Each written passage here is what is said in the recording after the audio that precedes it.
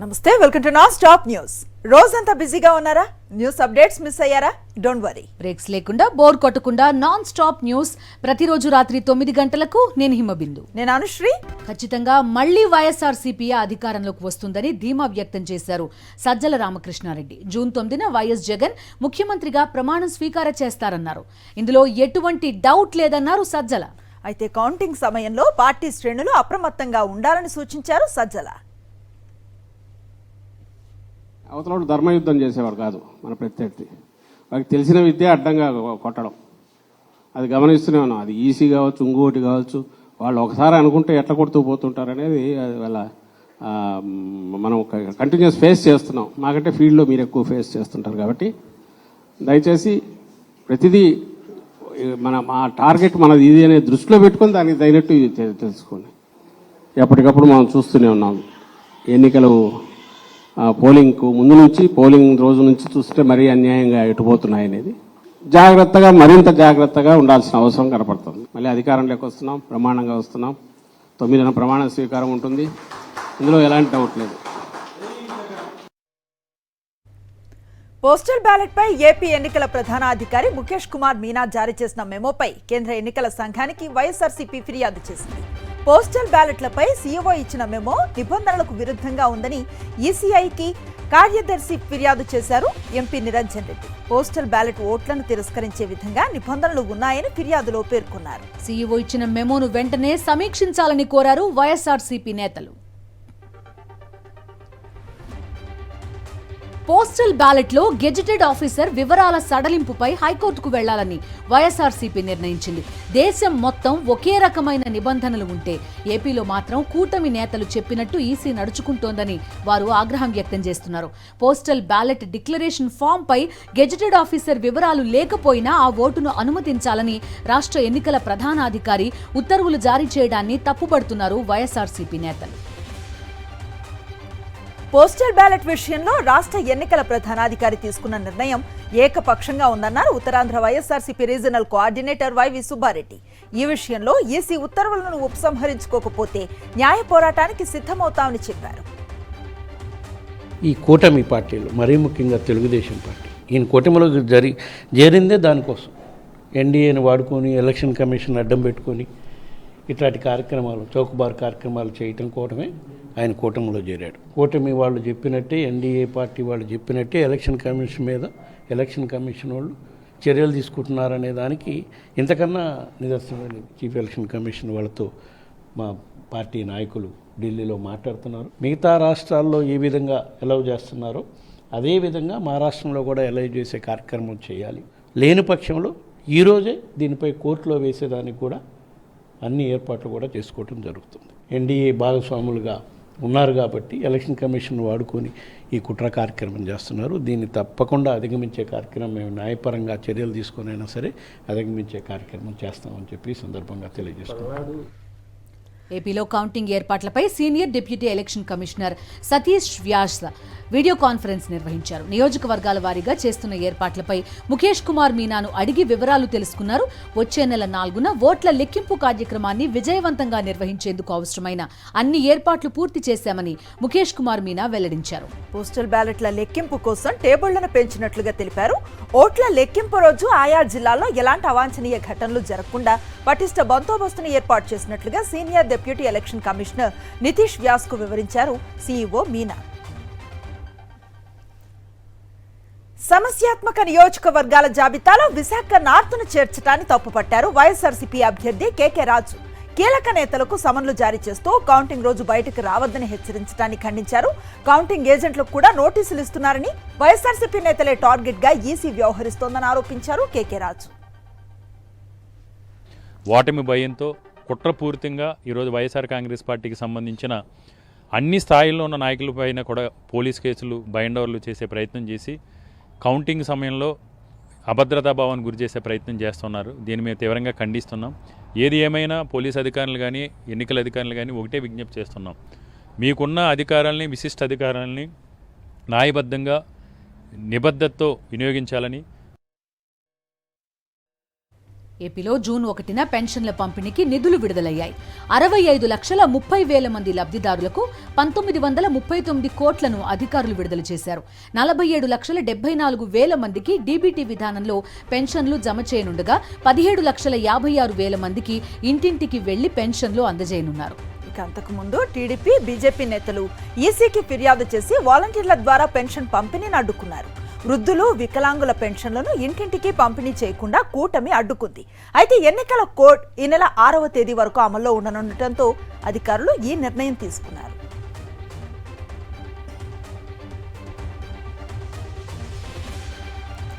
తెలంగాణ రాష్ట్ర గీతంపై కసరత్తు పూర్తయింది. మొత్తం 13 చరణాలతో కూడిన పాటను ఎంపిక చేశారు. 2 నిమిషాల 30 సెకండ్లతో తెలంగాణ రాష్ట్ర గీతం ఉండనుంది. జూన్ 2 నుంచి రాష్ట్ర అధికారిక గేయంగా జయ జయ హే తెలంగాణ ఉండనుంది. ఈ మేరకు గీతం రూపకల్పనపై కవి అందశ్రీ, సంగీత దర్శకుడు కీరవాణితో CM Revanth Reddy, deputy CM Bhatti Vikramarka సమీక్ష నిర్వహించారు. తెలంగాణ రాష్ట్ర ఆవిర్భావ వేడుకలకు ఏర్పాట్లు ముమ్మరంగా సాగుతున్నాయి. సికింద్రాబాద్ పరేడ్ గ్రౌండ్స్ ఈ వేడుకలకు ముస్తాబవుతోంది. జూన్ 2 ఉదయం అమరవీరుల స్తూపానికి నివాళులర్పించిన అనంతరం పరేడ్ గ్రౌండ్స్ లో కార్యక్రమానికి సీఎం రేవంత్ హాజరు కానున్నారు. ఈ వేడుకలకు హాజరయ్యే ప్రజలకు ఎలాంటి ఇబ్బంది లేకుండా అన్ని ఏర్పాట్లు చేస్తున్నారు. సభా ప్రాంగణంలో తాగునీటి సౌకర్యంతో పాటు ప్రత్యేక మెడికల్ క్యాంపులను కూడా సిద్ధం చేస్తున్నారు. అటు జూన్ 2న సాయంత్రం ట్యాంక్ బండ్ పై పలు సాంస్కృతిక కార్యక్రమాలు, కార్నివాల్, బాణసంచా, laser show, food, gaming stalls ఏర్పాటు చేయనున్నారు. తెలంగాణ గ్రూప్ 1 పరీక్ష జూన్ 9న జరగనుంది. ఉదయం 10:30 గంటల నుంచి మధ్యాహ్నం 1 గంట వరకు పరీక్ష నిర్వహించనున్నారు. అభ్యర్థులు ఉదయం 10 గంటలకల్లా పరీక్ష కేంద్రానికి చేరుకోవాలని, ఆలస్యం అయితే ఎగ్జామ్కు అనుమతించేది లేదని అధికారులు తెలిపారు. ఇలాంటి ఎలక్ట్రానిక్ పరికరాలను అనుమతించడం లేదన్నారు అధికారులు. తెలంగాణలో రెండో రోజు విత్తన షాపుల వద్ద రైతుల పడిగాపులు కాశారు. పత్తి విత్తనాల కోసం అన్నదాతలు విత్తన షాపుల ముందు బారులు తీరారు. షాపులు తెరవక ముందే విత్తన ప్యాకెట్ల కోసం క్యూ లైన్లలో నిరీక్షించారు. మరోవైపు రైతులు ఆందోళన చెందవద్దని, నాణ్యమైన పత్తి విత్తనాలు అందుబాటులో ఉన్నాయంటున్నారు అధికారులు. ఆదిలాబాద్లో రైతులకు సరిపడా పత్తి విత్తనాలు అందుబాటులో ఉన్నాయన్నారు ఎస్పీ గౌస్ ఆలం. కేవలం ఒకే రకమైన పత్తి విత్తనాల కోసం రైతులు పోటీ పడుతున్నారని చెప్పుకొచ్చారు. రైతుల పోటీ కారణంగానే సమస్య తలెత్తిందన్నారు. పత్తి రైతులపై లాఠీ చార్జ్ ప్రచారం అవాస్తవమన్నారు ఆయన. ఆదిలాబాద్లోని పలు విత్తనాల షాపుల్లో విత్తనాల అమ్మకాలను పరిశీలించారు. పోలీస్ వ్యవస్థను దుర్వినియోగం చేస్తూ ఫోన్ ట్యాపింగ్ కి పాల్పడ్డ వారిపై చర్యలు తీసుకునేందుకు కాంగ్రెస్ ప్రభుత్వం ఎందుకు ఆలస్యం చేస్తోందని ప్రశ్నించారు బీజేపీ ఎంపీ లక్ష్మణ్. ఈ కేసులో సూత్రధారులపై వెంటనే చర్యలు తీసుకోవాలన్నారు. లిక్కర్ పాలసీ స్కామ్ నుంచి కవితను తప్పించేందుకే ఫామ్ హౌస్ లో ఎమ్మెల్యేలను కొనుగోలు చేశారంటూ డ్రామాలాడారన్నారు లక్ష్మణ్. ఆ రోజు తన బిడ్డ కవిత ఏదైతే ఈ యొక్క మద్యం కుంభకోణంలో కూరుకుపోయిందో, ఆ మద్యం కుంభకోణం నుంచి తప్పించడానికి చేసిన ప్రయత్నమే ఈ ఫోన్ ట్యాపింగ్. తెలంగాణను ఒక మాఫియా రాజ్యంగా మార్చేశారు. మరి ప్రజాస్వామ్యం గురించి మాట్లాడే రాహుల్ గాంధీ కానీ, లేదా ఇవాళ రాజ్యాంగం గురించి మాట్లాడే కాంగ్రెస్ పార్టీ కానీ ఎందుకు ఇవాళ నోరు విప్పటం లేదు? ఇంత ప్రజాస్వామ్యానికి విఘాతం కలిగించే చర్యలకు పాల్పడితే మరి ఇది రాజ్యాంగాన్ని ఇవాళ అవమానపరచడం కాదా? ఎందుకు కాంగ్రెస్ ఇవాళ కనీసం మాట్లాడటం లేదు? ఇవాళ బీజేపీ నేతలు రాష్ట్రంలో ధర్నాలు చేసే బదులు కేంద్ర ప్రభుత్వాన్ని ఒప్పించి రైతు సమస్యలకు పరిష్కారం చూపించాలన్నారు చెన్నూరు ఎమ్మెల్యే వివేక్ వెంకటస్వామి. రాష్ట్రంలో రైతులకు కాంగ్రెస్ అన్ని విధాలుగా అండగా ఉంటోందని, బీజేపీ మాత్రం రైతుల డిమాండ్లను పట్టించుకోకుండా అనగదొక్కుతోందన్నారు వివేక్. రైతులు దేశవ్యాప్తంగా వాళ్ళందరూ ఆందోళన చేసి మీరు మినిమం సపోర్ట్ ప్రైస్ చట్టం ప్రకారంగా చేయాలని చెప్తే వాళ్ళు ఎక్కడ కూడా దీంట్లో చర్య తీసుకోవడం లేదు. అసలు బీజేపీ వాళ్ళు ఏదైతే రాష్ట్ర ప్రభుత్వం పైన ఆరోపణలు చేస్తున్నారో పోయి ఢిల్లీలో కూర్చొని అరే మాకు ఎంఎస్పీ ప్రైజ్ ఇప్పించండి, కాంగ్రెస్ ప్రభుత్వం ఒప్పుకున్నది, మీరు కూడా ఇస్తే బాగుంటుంది. వాళ్ళు సన్న బియ్యానికి 500 రూపాయలు బోనస్ ఇస్తుండ్రు, కేంద్రం నుంచి కూడా 500 రూపాయలు బోనస్ ఇస్తే బాగుంటుంది. తెలంగాణలో విత్తనాల కొరత విషయంలో ప్రభుత్వ వైఖరిపై కేటీఆర్ ఫైర్ అయ్యారు.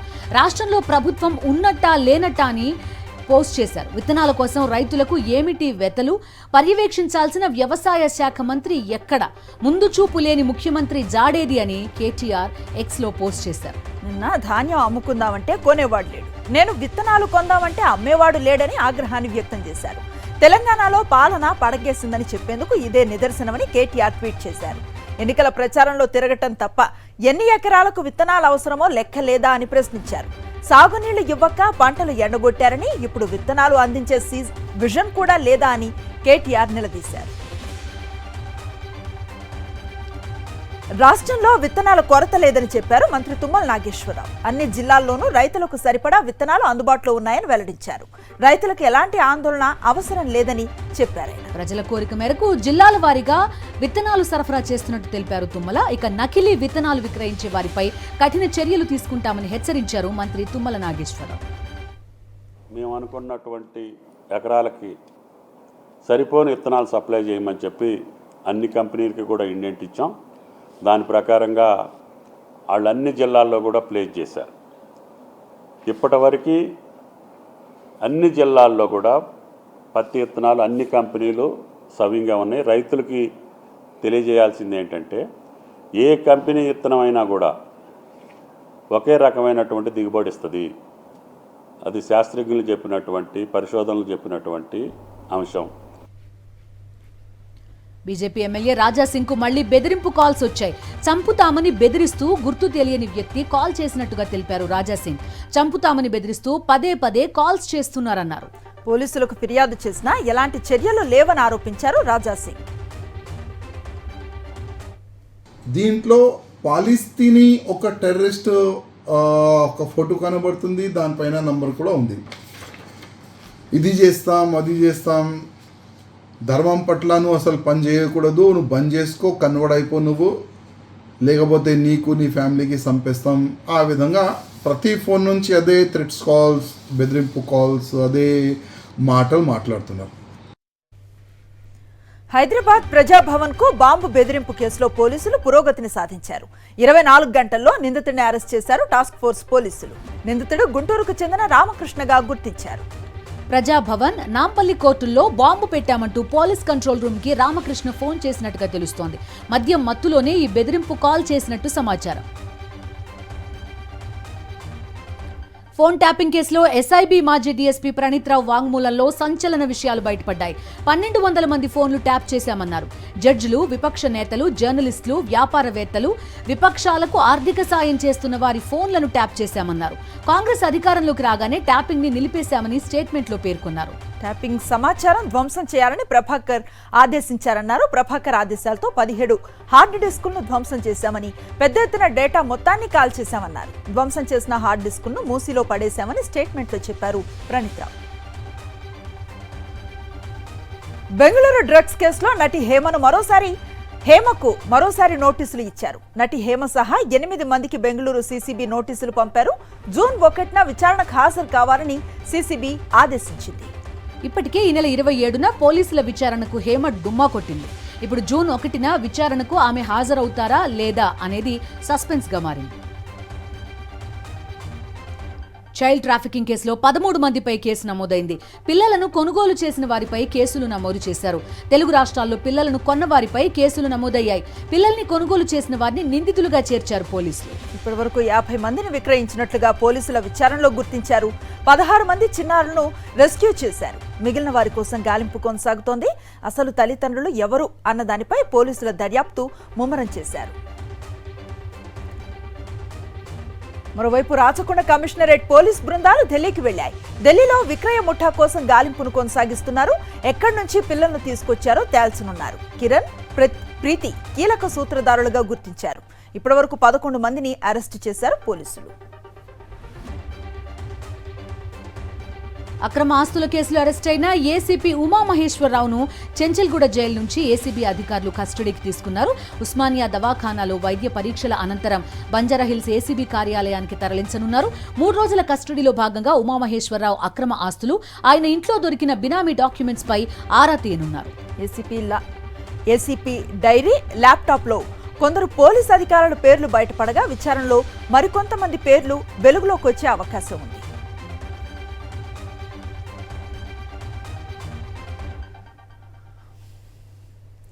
హత్యాయత్నం కేసులో టీటీడీ డిప్యూటీ ఈఈ శ్రీలక్ష్మితో పాటు ఆమె భర్తను అరెస్టు చేశారు అలిపిరి పోలీసులు. అపార్ట్మెంట్లో ఎదురు ఫ్లాట్లో ఉంటున్న శివారెడ్డి అనే వ్యక్తిని హత్య చేసేందుకు సుపారీ ఇచ్చినట్లుగా గుర్తించారు. ఈ నెల 25న శివారెడ్డిపై హత్యాయత్నం జరగడంతో అతను ఆసుపత్రిలో చికిత్స పొందుతున్నారు. ఈ కేసులో మరో ఇద్దరి కోసం గాలిస్తున్నట్టు తిరుపతి డీఎస్పీ తెలిపారు. గిరీష్ చంద్రారెడ్డి మీద కొన్ని కేసెస్ ఉన్నాయి. ప్లస్ అదేవిధంగా కొంతమంది చాలామందికి అప్పులు ఇవ్వాలని చెప్పి అప్పుల వాళ్ళ ఇంటికి వచ్చి టచ్ చేస్తూ ఉంటే వీళ్ళు ఏదో ఇన్ఫర్మేషన్ ఇచ్చారని వీళ్ళతో గొడవ పడుతూ ఉండేవాడు.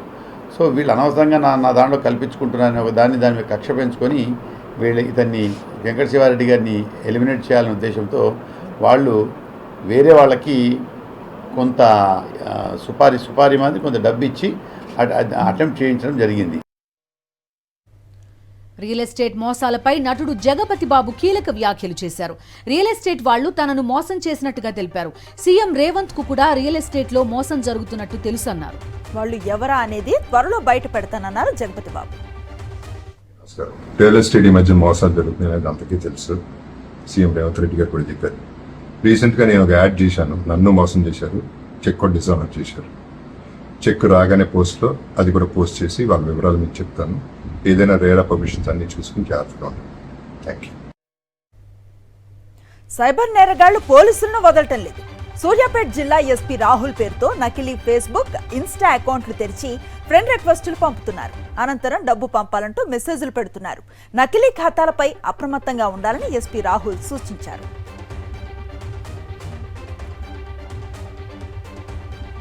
నెల్లూరులో చెడ్డీ గ్యాంగ్ హల్చల్ చేసింది. మాగుంట లేఅవుట్లోని 3 ఇళ్లలో రెక్కీ చేసింది. చెడ్డీ గ్యాంగ్ రెక్కీ చేసిన విజువల్స్ సీసీ ఫుటేజ్లో రికార్డ్ అయ్యాయి. చెడ్డీ గ్యాంగ్ కదలికలతో స్థానికులు భయాందోళనలో ఉన్నారు.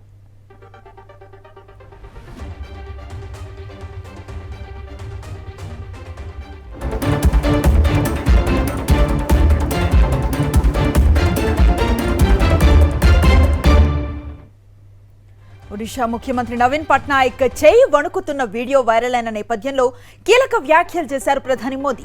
నవీన్ బాబు ఆరోగ్యంపై ఆందోళన వ్యక్తం చేశారు. ఆయన ఆరోగ్యం క్షీణించడం వెనుక కుట్ర ఉందని ఆరోపించారు. రాష్ట్రంలో బీజేపీ ప్రభుత్వం ఏర్పాటు కాగానే ప్రత్యేక కమిటీ ఏర్పాటు చేసి దర్యాప్తు చేపడతామని హామీ ఇచ్చారు. ఒడిషాలోని మయూర్భంజ్లో ఎన్నికల ప్రచారంలో మాట్లాడారు ప్రధాని మోదీ. कि नवीन बाबू की तबीयत खराब होने के पीछे क्या कोई षड्यंत्र है क्या? इस रहस्य से पर्दा उठना जरूरी है. उठना चाहिए ना? पर्दा उठना चाहिए ना? पर्दा उठना चाहिए ना? इसका पर्दा उठना चाहिए. इसकी जांच आवश्यक है. తనను దేవుడు పంపాడని ప్రధాని మోదీ ఇటీవల చేసిన వ్యాఖ్యలపై చురకలంటించారు బెంగాల్ సీఎం మమతా బెనర్జీ. ఒకరేమో దేవుళ్లకే దేవుణ్ణంటారు, మరో నేతేమో పూరీ జగన్నాథుడే ఆయన భక్తుడంటారు. మోదీ దేవుడైతే మేము ఆయనకి గుడి కడతాం, పూలు పళ్ళు ప్రసాదం పెడతాం, ఆయన కావాలంటే గుజరాతీ వంటకం ఢోక్లా కూడా పెడతాం అని ఎద్దేవా చేశారు. దేవుడైతే రాజకీయాల్లో ఉండకూడదు, అల్లర్లకు పురిగొల్పవద్దని దీదీ సూచించారు. ఢిల్లీ సీఎం అరవింద్ కేజ్రీవాల్ కు సుప్రీంకోర్టులో ఎదురు దెబ్బ తగిలింది. మధ్యంతర బెయిల్ను పొడిగించాలంటూ ఆయన దాఖలు చేసిన పిటిషన్ను సర్వోన్నత న్యాయస్థానం తిరస్కరించింది. రెగ్యులర్ బెయిల్ కోసం ట్రయల్ కోర్టుకు వెళ్లేందుకు అనుమతి ఇచ్చినందున తాజా పిటిషన్ మెయింటైనబుల్ కాదని స్పష్టం చేసింది. కేజ్రీవాల్ పిటిషన్ ని లిస్ట్ చేసేందుకు నిరాకరించింది సుప్రీం రిజిస్ట్రీ. వైద్య పరీక్షలు చేయించుకునేందుకు మరో వారం రోజులు మధ్యంతర బెయిల్ పొడిగించాలని సుప్రీంకోర్టులో పిటిషన్ వేశారు కేజ్రీవాల్. రిలీఫ్ దక్కనందున జూన్ 2న తీహార్ జైలు అధికారుల ఎదుట ఆయన లొంగిపోవలసి ఉంటుంది.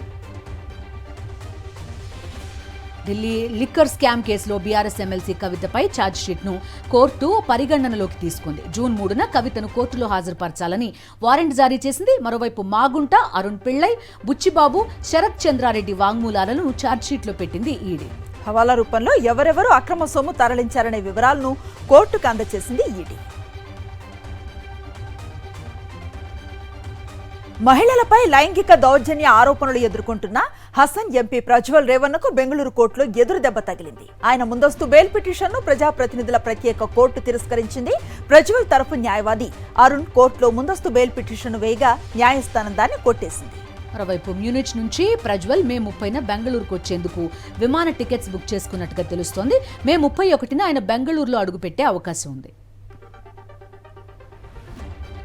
కేరళను భారీ వర్షాలు ముంచెత్తాయి. తుఫాన్ కారణంగా 2 రోజుల పాటు కేరళలో ఎడతెరిపి లేకుండా వర్షాలు కురిశాయి. వర్షాల కారణంగా వేర్వేరు ఘటనల్లో 6 మృతి చెందారు. సౌత్ కేరళలో వర్ష బీభత్సం ధాటికి పలు లోతట్టు ప్రాంతాలు జలమయమయ్యాయి. ఎర్నాకుళం, కొట్టాయం జిల్లాలకు రెడ్ అలర్ట్ జారీ చేశారు. మరోవైపు అలపుల, ఇడుక్కి, పత్తనంమిట్టలో ఆరెంజ్ అలర్ట్ జారీ చేశారు. భారీ నుంచి అతి భారీ వర్షాలు కురిసే అవకాశం ఉంది. కేరళలో అనేక టూరిస్టు ప్రాంతాలను అధికారులు మూసివేశారు.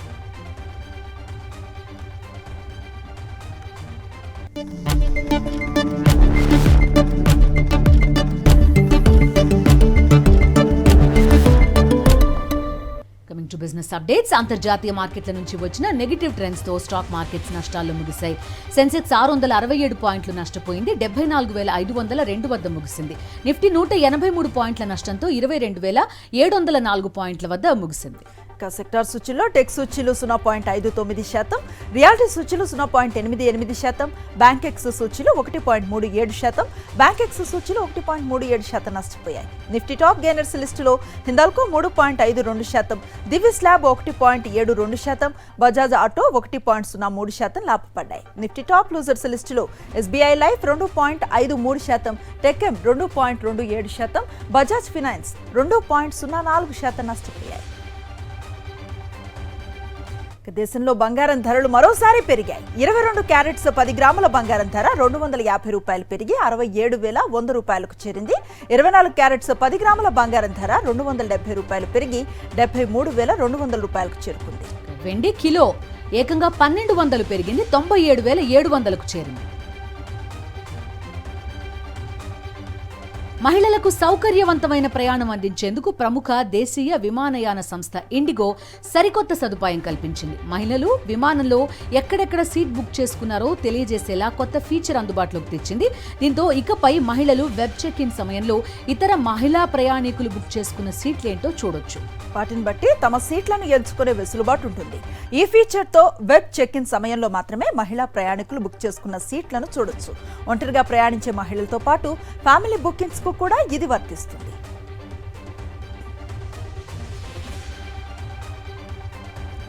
టెస్లా పవర్ ఇండియా కంపెనీకి ఢిల్లీ హైకోర్టు కీలక ఆదేశాలు జారీ చేసింది. సంస్థ పేరు మీద ఎన్ని ఎలక్ట్రిక్ స్కూటర్లు ఉంటే వాటి అమ్మకాలతో సహా ఇతర వివరాలతో కూడిన అఫిడవిట్ దాఖలు చేయాలని సూచించింది. గుర్గావ్ కేంద్రంగా సేవలు అందిస్తున్న టెస్లా పవర్ ఇండియాపై అపర కుబేరుడు Tesla CEO Elon Musk trade mark ఉల్లంఘన దావాపై పిటిషన్ దాఖలు చేశారు. ఆ పిటిషన్ కు ప్రతిస్పందనగా ఢిల్లీ హైకోర్టు ఆదేశాలు ఇచ్చింది. టెస్లా పవర్ పై కేసును హైకోర్టు గురువారం విచారించనుంది.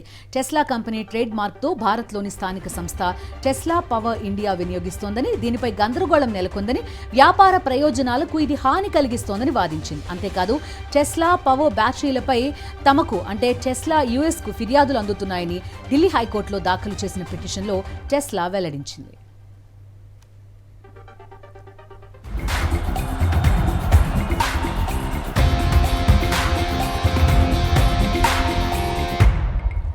స్పోర్ట్స్ డీటెయిల్స్ చూద్దాం. ఐసీసీ ర్యాంకుల్లో టీమిండియా క్రికెటర్స్ సత్తా చాటారు. భారత యువ క్రికెటర్లు హర్షదీప్ సింగ్, అక్షర్ పటేల్ ఐసీసీ ర్యాంకుల్లో ముందుకొచ్చారు. తాజా ఐసీసీ T20 ఫార్మాట్లో ర్యాంకులను ప్రకటించింది. బ్యాటింగ్ విభాగంలో సూర్యకుమార్ యాదవ్ టాప్ ర్యాంకును నిలబెట్టుకోగా అక్షర్ పటేల్ 660 పాయింట్లతో ఒక స్థానాన్ని మెరుగుపరుచుకొని 3వ ర్యాంకుకు చేరాడు. హర్షదీప్ సింగ్ 3 స్థానాల పైకి ఎగబాకి 16వ ర్యాంకుకు చేరుకున్నాడు. ఇక లిస్టులో రవి బిష్నోయ్ 5వ స్థానంలో ఉన్నాడు.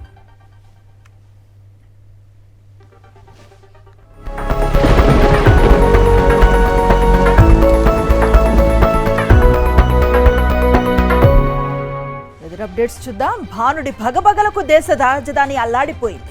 రికార్డు స్థాయి ఉష్ణోగ్రతలతో ఢిల్లీ ప్రజలు ఉక్కిరిబిక్కిరైపోయారు. నగరంలో రికార్డు స్థాయిలో 52.3 డిగ్రీల అత్యధిక ఉష్ణోగ్రత నమోదైంది. మంగేష్పూర్లో 52 డిగ్రీలు దాటేసింది మెర్క్యూరీ మార్క్. ఇది దేశ చరిత్రలోనే అత్యధికం అని భారత వాతావరణ విభాగం వెల్లడించింది. అత్యధిక పగటి ఉష్ణోగ్రతలతో ఢిల్లీలో పవర్ డిమాండ్ ఆల్ టైమ్ గరిష్ట స్థాయిని తాకింది. విద్యుత్ వినియోగం 8,302 మెగావాట్ల మార్క్ దాటినట్టు పవర్ డిస్ట్రిబ్యూషన్ కంపెనీలు ప్రకటించాయి. చరిత్రలో ఇది కని విని ఎరుగని రికార్డ్ అంటున్నారు విద్యుత్ అధికారులు. అయితే భానుడి భగభగలతో విలవిలలాడిన ఢిల్లీలో సాయంత్రం వాతావరణం ఒక్కసారిగా మారిపోయింది. రాజధాని నగరాన్ని నల్లని దట్టమైన మేఘాలు కమ్మేశాయి. పలు ప్రాంతాల్లో ఉరుములు మెరుపులతో కూడిన వర్షం కురిసింది. అప్పటి వరకు సూర్యుడి ప్రతాపానికి అల్లాడిపోయిన ఢిల్లీ ప్రజలు వర్షం కురవటంతో వేడి నుంచి కాస్త ఉపశమనం పొందారు.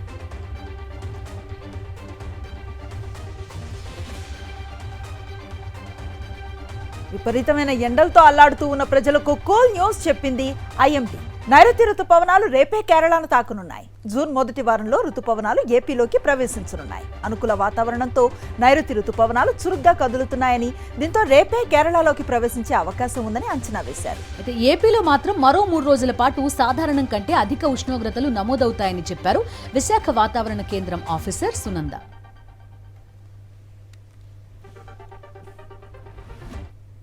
నైరుతి ఋతుపవనాలు చురుకుగా పయనిస్తున్న పరిస్థితి ఉంది. రేపటికల్లా ఇది కేరళని తాకే అవకాశం ఉంది. కేరళకి తాకినట్లయితే కనుక విత్ ఇన్ 1 వీక్లోనే మనకి ఈ యొక్క నైరుతి ఋతుపవనాలు వచ్చే అవకాశం అయితే ఇప్పుడున్న పరిస్థితుల ప్రకారం అయితే కనబడుతుంది. డెఫినెట్గా వి మే గెట్. రానున్న 3 రోజులు కూడా పొడి వాతావరణం అనేది మనకి ఇవ్వడం జరిగింది. అందువలన టెంపరేచర్స్ అన్ని చోట్ల కూడా సాధారణ మీద 2 నుంచి 4 డిగ్రీలు ఎక్కువ ఉండే అవకాశం ఉంది.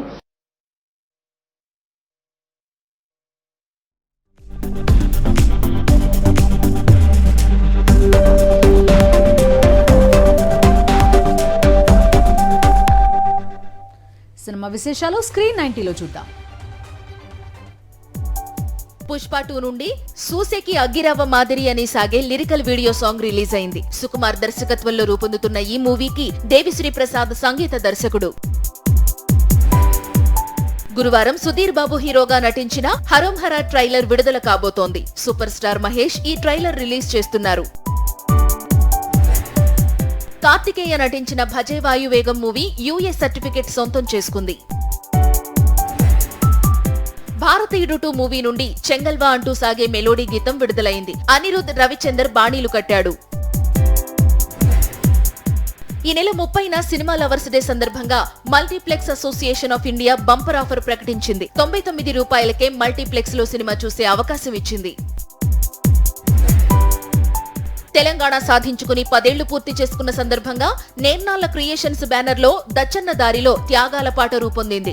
లేటెస్ట్ గా ఘనంగా ఈ పాటను విడుదల చేశారు. ఇవి non stop 9 PM news details.